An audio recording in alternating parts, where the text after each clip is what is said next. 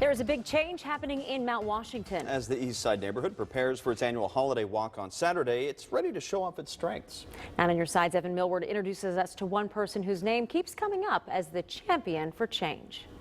In the far corner of the cemetery, all the founders of Mount Washington are all buried. To understand a neighborhood's soul, All of this land that comprises Mount Washington you have to understand its history. was deeded to 6 soldiers from the Revolutionary War. You can find that in this cemetery on Sutton Road.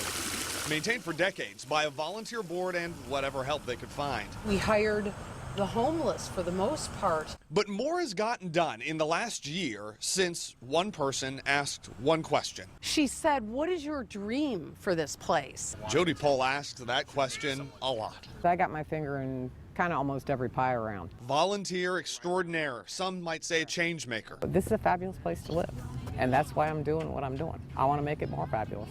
She does it all, organizes neighborhood watch programs, the market in Stanberry Park, the community garden. So much she was given this year's Next Door app Good Neighbor Award. We, the community, are the benefactors of having someone who cares that much. We met Jody for the first time in Stanberry Park this summer. It is the example of change and cleanup in Mount Washington. Just getting people, again, back into the park to say, hey, this is our park. We're gonna play here. We're gonna do things that we want to do here. Pol organizes the market here in the summer and volunteers at this month's Pumpkin Chuck. It started with 2 guys and 1 trebuchet and 350 people standing in line on a cold day in November.